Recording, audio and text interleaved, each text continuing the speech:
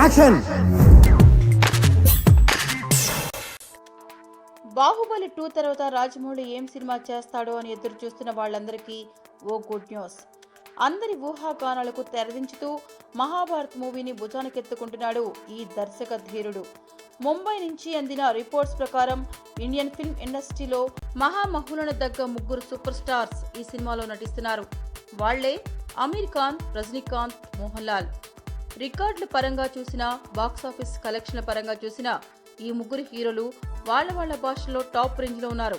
మరి ఈ ముగ్గురిని ఒకే సినిమాలో పెట్టి రాజమౌళి సినిమా తీస్తున్నాడంటే ఆ సినిమా ఏ రేంజ్ లో ఉంటుందో కొత్తగా ఎవరికీ చెప్పనక్కర్లేదు.